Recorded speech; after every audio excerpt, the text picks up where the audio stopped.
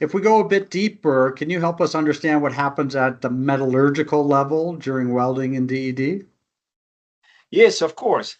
So materials, although they all look the same and shiny to our eyes, they're actually alive and they change and they become different things as they experience different temperature cycles. And now, in welding and additive manufacturing, that is what happens. We have temperature cycles, and the cycles we have a part of heating and a part of cooling. So, in the part of heating, we can we the material experiences coarsening, in which the grain size increases. If we have too much heating, we mentioned that we can have a melt pool collapse. And in particular, in the case of steel, the atoms arrange in different ways at different temperatures. So as we heat things up, the atoms rearrange in a phenomenon called austenization. So it goes from what is called a ferrite to what is called a austenite. Now, then the material cools, right? And in steels in particular, when it cools, goes back from austenite to ferrite, right? And the atoms, so we see these two little cubes here in the slide, right? The top atom is the structure of the austenite, and the cube below is the structure of the ferrite that corresponds to lower temperatures. So as you see, the atoms have to rearrange, and it takes time to rearrange. And it happens more or less between 800 degrees and 500 degrees. This in that range is when this rearrangement happens.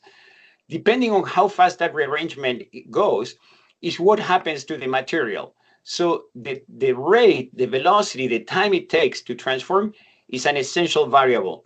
On the right, there are two graphs that look like kind of quite complicated. They were done in the Soviet Union in East Germany during the times of the Cold War.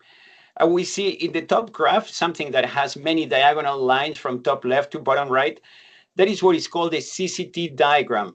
And this is one way in which people make a map of the behavior, the metallurgical behavior of the material being welded, right? And it says how a different, the vertical axis is the temperature, the horizontal is time. So each line is how we're cooling, and how as it cools at different velocities, we have different things that could be bainite, perlite, martensite, some things that sometimes we don't want to have.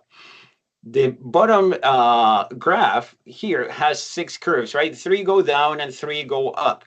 And these curves in the horizontal axis, we have what is the time between 800 degrees and 500 degrees. It's more or less the same as the T85 we measure.